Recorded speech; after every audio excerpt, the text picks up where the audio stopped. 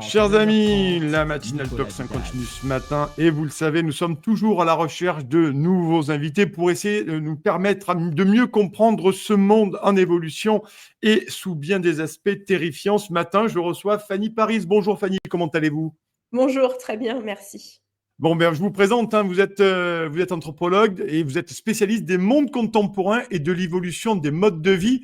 Il y a tellement à dire aujourd'hui. J'ai quand même l'impression qu'on connaît une accélération de ces modes de vie.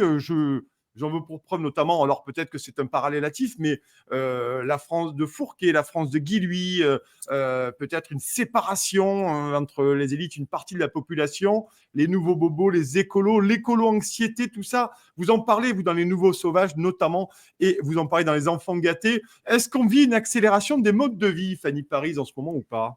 Alors effectivement, on est dans une triple accélération, comme d'autres auteurs s'en sont emparés avant moi, mais surtout ce qui est intéressant lorsqu'on s'intéresse à l'anthropologie, et notamment à l'anthropologie du quotidien, et ben on voit comment tous ces bouleversements, ces accélérations viennent compliquer, foutre le bordel dans la vie des individus, et surtout le plus intéressant, c'est d'essayer de comprendre quelles vont être les adaptations, les solutions qu'ils vont trouver pour réduire l'écart entre leurs espérances de la vie quotidienne, les injonctions contradictoires de plus en plus fortes dans ce fourmillement de bouleversements qui nous dépassent la plupart du temps.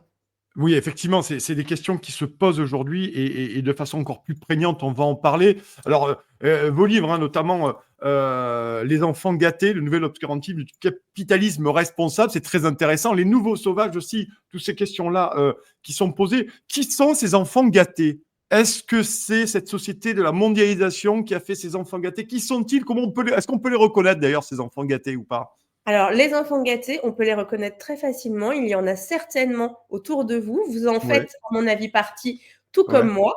Et de manière un petit peu plus sociologique, ce sont des Mhm. individus issus des pays occidentaux, sans forcément avoir une conscience de classe, mais qui vont représenter les classes moyennes supérieures et les classes supérieures de ces fameux pays occidentaux, et qui vont avoir comme point commun de ne pas vouloir forcément s'émanciper de la société de consommation, mais de Mhm. valoriser la consommation comme un moyen d'atteindre un nouvel idéal de vie ou de mettre en avant un certain nombre de valeurs idéologiques, politiques, religieuses ou en termes plus éthiques. Et ce qui est intéressant, c'est que généralement, ces enfants gâtés, qui représentent à peu près moins d'un quart de la population des pays occidentaux, sont surreprésentés dans les médias parce que Ouais. journalistes et chercheurs font partie, sans le savoir, de cette classe sociale et ont tendance également à observer le proche et le familier. Mmh. C'est quoi finalement, quand je vous entends, est-ce que c'est une forme de déconnexion aussi avec le réel, ces enfants gâtés-là, est-ce qu'ils vivent dans un monde parallèle qui n'existe que pour eux-mêmes et qui n'existe pas pour des millions de Français? Est-ce que c'est le cas ou pas, Fanny Paris? Alors, on est sur une minorité Ouais. active, comme je vous le disais, surreprésentée, qui, dans un sens, sont déconnectés du réel parce que ce qui va Mmh. primer pour eux, c'est les représentations, Mmh. l'imaginaire et les valeurs qu'ils vont attribuer à une réalité. Et là où c'est un petit peu déconnecté de la Mmh. réalité, c'est que la réalité, comme vous le dites très bien, d'une majorité Mmh. de la population ne correspond pas soit à leur représentation, soit à leur capacité économique ou sociale pour rendre, on va dire, Mmh. réelle cette transition et ces modes de vie dont on parle. Mais si on va un petit peu plus loin, en fait, on se rend compte que l'ensemble de la population, qu'elle soit française ou de manière plus Mmh. générale occidentale, est déconnectée de la Mmh. réalité. D'un côté, on va avoir des classes populaires et des classes moyennes qui ne se reconnaissent pas dans les valeurs Mmh. portées par ces enfants gâtés, qui sont celles du capitalisme responsable, mais qui ont la vertu de porter des valeurs de la transition, même si elles sont déconnectées Mmh. d'une Ouais. réelle implication pratique. Et de l'autre côté,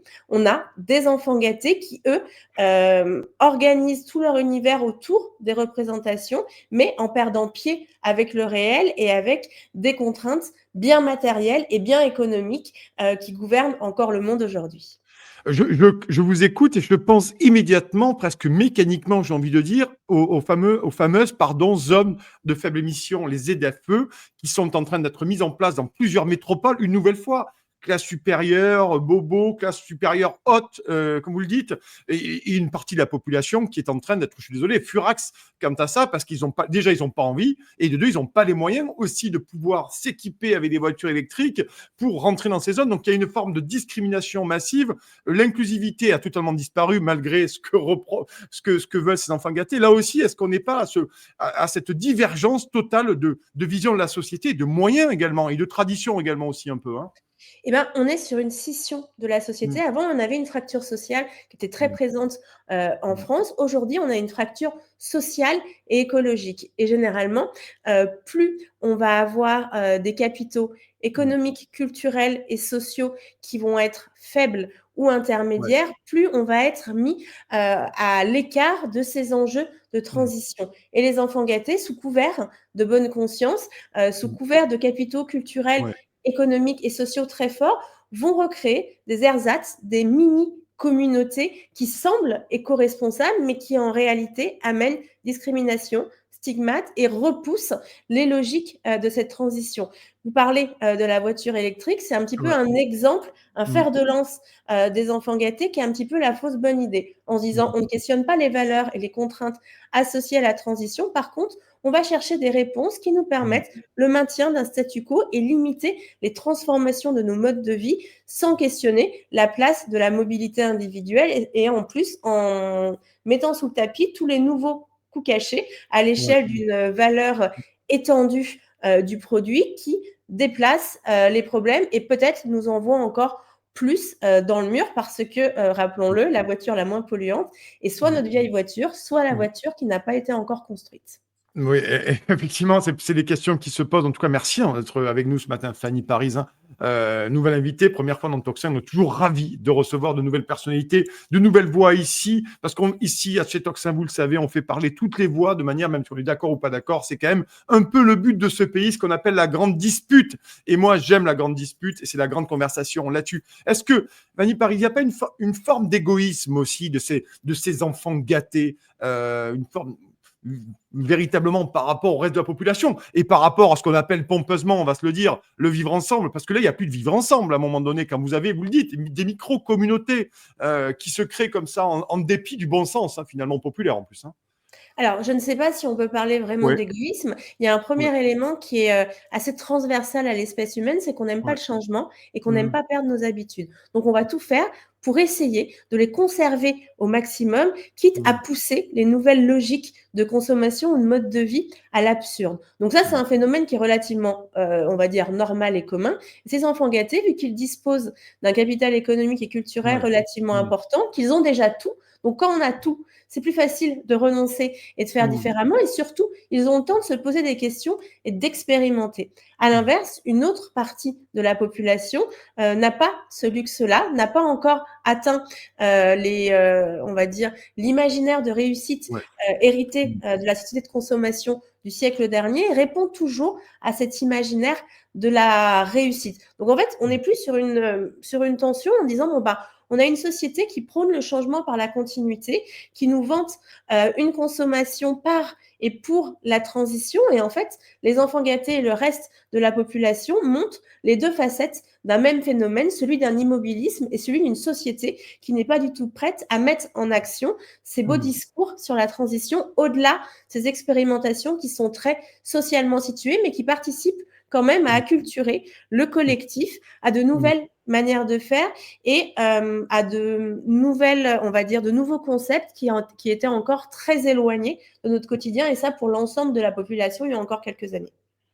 Il y a aussi cette idée, finalement, que ces enfants gâtés, finalement, sont quand même, complètement, obsédés. Je pose la question, obsédés par la société de consommation, véritablement. Donc ils se donnent les atours d'une société d'un capitalisme éco-responsable, une consommation éco-responsable. En fait, c'est les premiers qui nous font des leçons et c'est les premiers qui partent de l'autre bout à l'autre bout, donc chez nos amis martiniquais, guadeloupéens l'hiver ou en Asie, au Vietnam ou autre part, ou en Amérique du Nord. consommateurs, donc qui vont prendre des avions, qui vont prendre Air France ou d'autres, voilà. Et l'empreinte carbone est très importante. C'est pour ça que là-dessus, on comprend qu'il y a une certaine forme, tout de même, d'énervement, d'exaspération d'une partie de la population qui, d'un, peut pas se payer ces voyages-là, et qui, deux, aujourd'hui, se dit pourquoi moi je devrais faire des efforts avec une voiture électrique alors que les autres, ils ont les moyens économiques de le faire, hein, de se faire plaisir, malheureusement, ou heureusement, peu importe. En fait, ce qui est génial avec la consommation responsable, c'est que ça donne Ouais, l'illusion de la bonne conscience et en fait, ouais, ça amène une redistribution de la consommation. Donc certes, les enfants gâtés vont avoir une diminution de consommation sur certains postes de dépenses où on va avoir un sourcing qui va être mieux fait, mais ça va leur permettre, paradoxalement, d'avoir un reste à vivre et du budget pour pouvoir avoir accès à d'autres types d'expériences qui semblent beaucoup moins palpables du point de vue de l'empreinte carbone, mais par contre, ça va l'être pour autant tout important. Ça va amener également de nouveaux mots MAUX culturels autour des effets rebonds, comment on croit moins consommer mais on consomme plus, tout ce qui va être associé au crédit moral, comment une bonne action, trier ses déchets, prendre un vélo cargo, permet de justifier le fait d'aller à Bali toutes les ouais, années, etc., ouais. etc. Et de l'autre côté, on n'est pas vraiment certain que le fait de consommer l'ultra fast fashion, d'aller chez Shein ou Temu, va Ouais. être vraiment plus polluant à l'échelle globale de la consommation que celle que vont avoir les enfants gâtés. Et c'est ça aussi qui est intéressant parce que ces enfants gâtés, eux, peuvent aussi et vont sur Ouais. Shein ou sur l'ultra fast fashion à certains moments. Donc, conscience ou discours écologique ne veut pas dire bonne pratique, mais dit Ouais. surtout un ensemble de contradictions qui vient rendre beaucoup plus ténue, en réalité, la frontière entre consommation, on va dire grande consommation encore classique et consommation dite éco-responsable qui sont les mêmes. La seule chose qui va changer, c'est les enjeux de distinction sociale. Avec les enfants gâtés, on va être sur l'éloge du moins comme nouveau faire-valoir sociétal, alors que les autres vont encore être dans une logique davantage d'accumulation et de Mmh. paraître par l'objet Ouais. hérité du siècle dernier. Oui, ça c'est pour ça que c'est intéressant. Est-ce qu'on franchement, la question que je vous pose là, est-ce qu'une société peut tenir comme ça, avec autant d'antagonisme? Est-ce que ça peut tenir à court, à moyen terme, franchement? Est-ce que ça crée pas des dissensions? Christopher Lasch écrivait La trahison des élites.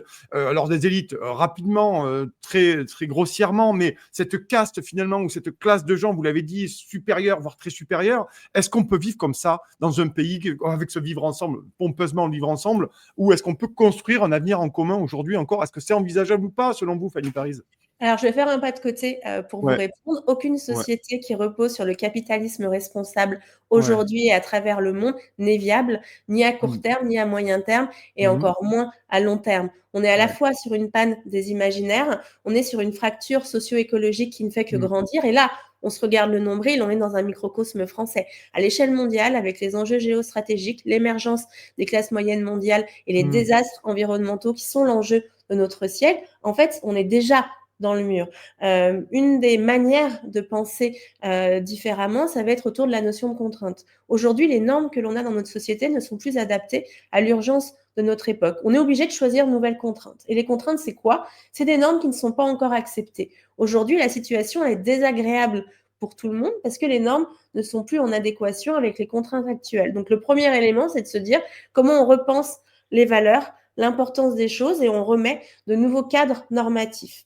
Et il y a un autre élément de réflexion aussi qui émerge dans le domaine de l'anthropologie, ça va être tout ce qui va être autour des mondes ou des sociétés composites. Parce que Mmh. peut-être les États-nations, tels qu'on les pense aujourd'hui, ne sont plus cohérents pour pouvoir assumer la diversité des populations, des territoires et des fonctionnements à la Mmh. fois locaux et nationaux et internationaux. Donc, on est davantage dans des systèmes, on va dire, plus linéaires, plus anarchiques, plus décentralisés, qui permettent d'avoir une adaptation à partir des populations locales, des territoires, et d'avoir des maillages qui se font de manière un petit peu différente. Mais en gardant les mêmes modes de vie, les mêmes modes de pensée et les mêmes modes de gouvernance, et ben, peut-être que c'est déjà fini ce qu'on est en train de vivre. Oh, mais en tout cas, c'est les questions, hein, qui se posent à nous. Est-ce qu'il n'y a pas eu aussi une volonté de dilution aussi de notre, on va dire, de notre intégrité nationale, de ce que nous sommes, de ce que nous devons porter aussi du passé vers le présent. Nous sommes aussi les passeurs de ce qu'est ce pays. Est-ce qu'il n'y a pas une volonté aussi de dilution? La mondialisation, la consommation ne requiert-elle pas des consommateurs plus que des citoyens? Est-ce que ça aussi, ça n'a pas été un peu prémédité, cette histoire? Légèrement. Ouais. Effectivement, nous sommes des consommateurs avant Ouais. des citoyens et on peut penser le capitalisme comme la consommation, comme la grande religion du XXe et du XXe siècle. Et un peuple docile qui consomme est un peuple qui ne réfléchit pas et qui fait confiance pour pouvoir garder son Ouais. confort. Et toutes les tensions et toutes les frictions que l'on voit actuellement, c'est justement des individus, une population, un État, un système qui Ouais. essaye, coûte que coûte, de garder un confort qui, au final, était la promesse de la société depuis la révolution industrielle, mais qui n'est pas compatible avec le plancher social et les limites planétaires. Et ça, c'est un deuil qui est compliqué à faire et qui nécessite un nouveau système de représentation, presque une nouvelle religion pour pouvoir accompagner l'individu et les collectifs dans cette transformation. Et pour l'instant, on ne les a pas vraiment, en fait. Je voudrais qu'on parle, il nous reste encore 5 minutes. Merci beaucoup, Fanny Paris, d'être avec nous ce matin, parce que c'est toujours intéressant. Il y a pas mal de choses. Je vous rappelle, notamment ce livre-là, les enfants gâtés, c'est chez Payot, la consommation éco-responsable, un alibi pour ne rien changer. C'est une question, bien entendu, qui se pose dans ce livre et avec d'autres. C'est toujours intéressant. N'hésitez pas à aller voir ce livre-là, le lire notamment. Je voudrais qu'on parle des nouveaux sauvages aussi. Ça m'intéresse. On en a un peu parlé, mais je voudrais qu'on y revienne un peu plus longuement là-dessus dans le temps qu'il nous reste. Qui sont ces nouveaux sauvages aussi? Alors, les nouveaux sauvages, ça va être une partie de la population qui va se situer socialement, culturellement et économiquement au-dessus des enfants gâtés. Comme je vous le disais précédemment, eux font partie des classes moyennes supérieures et des classes supérieures. Les nouveaux sauvages se positionnent donc au-dessus. Je les ai considérés comme une élite médiatico-créative qui vont être très présents à la fois dans les grandes entreprises, mais également dans les agences et de manière plus générale, qui vont être très visibles dans les médias et qui, eux, vont donner un petit peu le ton des grandes tendances éco-responsables en termes de pratiques, d'interaction et de représentation. Et ce qui est intéressant avec les nouveaux sauvages, c'est qu'ils vont être à la fois les créateurs et les diffuseurs de cette culture de l'éco-responsabilité qui va au final imposer de manière descendante une nouvelle culture bourgeoise à leur avantage, qui ne vise pas à déconsommer comme c'est mis en avant la plupart du temps, mais qui vont amener une nouvelle course à l'hyperconsommation, d'une part pour que eux puissent conserver une place dominante dans la société, mais qu'ils continuent à avoir une légitimité auprès des enfants gâtés qui sont leur faire-valoir et qui vont être le relais et qui, eux, ces enfants gâtés, vont permettre la démocratisation et d'insuffler de manière un petit peu plus édulcorée les valeurs de l'éco-responsabilité au sein de la société de consommation et qui, eux, vont rentrer en confrontation plus directe avec le reste de la population française. J'ai une question un peu plus personnelle là-dessus. Qu'est-ce qui vous a amené, vous, à vous intéresser à ça? Parce que votre carrière professionnelle fait partie aussi, vous avez été notamment dans ce milieu-là. Qu'est-ce qui vous a amené à réfléchir à toutes ces questions-là? C'est toujours intéressant. J'aime bien savoir d'où ces questions émergent. Voilà. Alors, généralement et traditionnellement, les anthropologues ont tendance à aller étudier le lointain, que ce soit socialement ou géographiquement, et c'est beaucoup plus facile de se forger une opinion sur des individus qui sont très éloignés de nous. Mon parti pris, dès le début, a été d'aller complètement à l'opposé, de faire une anthropologie du quotidien, du coin de la rue, et d'étudier ce que je connais le mieux, qui sont les enfants gâtés, les nouveaux sauvages, qui sont la classe sociale dont je fais partie, parce que si on veut avoir une critique, qu'elle soit bienveillante ou un petit peu plus radicale, eh ben, on est un peu plus légitime si on s'inclut dans le groupe social que l'on étudie. On le fait avec bienveillance. J'ai perdu des amis et des collaborateurs avec les enfants gâtés, mais c'est pas grave. Je ne me sentais pas légitime à aller penser un autre qui était tellement différent de moi que je risquais de renouer avec un héritage raciste et colonial de l'anthropologie que je ne voulais pas avoir. D'accord, oui. Effectivement, donc, c'est dans ce thème que vous évoluez, dans cette classe sociale dans laquelle vous évoluez. Vous dites que vous êtes fait des ennemis, c'est ça? Finalement, c'était quoi? C'était les gens, vous disiez, bon, ça me représente pas, ça n'a rien à voir, c'est pas aussi radical, c'est pas aussi Non, c'est ça? Ah bah, exactement, ou alors je suis Ouais. simplement une connasse parce que je vais critiquer une marque ou un objet qui va Ouais. être commercialisé parce Mmh. que on va dire toutes les ficelles et tous les mécanismes du capitalisme responsable que je dénonce Mmh. peuvent être mis à jour au sein d'un ensemble, Ouais. de services ou d'initiatives qui ressortent. Mais c'est pas grave. En fait, il Mmh. vaut mieux dire les choses, il y a jamais de méchanceté, quand je le fais. Je ne suis pas mieux, que les autres, mais Ouais. par contre, si on prend de la distance par rapport à nos propres pratiques, peut-être que le capitalisme responsable sera un petit peu moins dégueulasse Mmh. demain ou après-demain. Mmh. D'accord. Alors, dernière question là-dessus. Vous dites notamment chez nos confrères de Uzbek Erika que votre discours est volontairement impertinent, mais toujours bienveillant. Oui, parce que Mmh. en fait, ce qui m'intéresse, c'est de venir titiller là où ça fait mal, d'aller chercher les Mmh. individus un petit peu dans leur retranchement pour qu'ils se posent des Ouais. questions et qu'ils prennent de la distance vis-à-vis d'eux-mêmes. Par contre, je suis là pour incriminer personne. Du Mmh. moment où on accepte de faire partie de ce système-là, qu'on Mmh. joue le jeu, qu'on écrit Ouais. des bouquins, qu'on est, consultant, expert, qu'on est journaliste, et ben, en fait, on n'est pas parfait et bien heureusement parce que, on est humain. Et puis moi, après, je suis une grande gamine. Moi, ça me fait Ouais. marrer de taper sur les enfants gâtés Ouais. et les nouveaux sauvages. Et puis, je les aime bien Mmh. par ailleurs, parce que c'est toutes leurs contradictions qui me permettent de mieux comprendre comment se structurent aujourd'hui les pratiques, les interactions et les représentations que l'on a sur une société pour aujourd'hui et pour demain. Bon, mais en tout cas, merci beaucoup, Fanny Paris, d'être venue ce matin dans le Tocsin. On le rappelle, vous pouvez bien sûr vous procurer le livre Les enfants gâtés, la consommation éco-responsable, un alibi pour ne rien changer aux éditions Payot et celui-ci également, Le mythe de la consommation responsable. Fanny Paris, toujours édition Maribé. Merci beaucoup d'être venue ce matin et nous avoir éclairé sur toutes ces questions extrêmement intéressantes sur les enfants gâtés ou les nouveaux sauvages. Merci beaucoup, Fanny Paris. Je vous souhaite une excellente Merci journée, un excellent week-end. Merci beaucoup d'être venue sur Tocsin. également.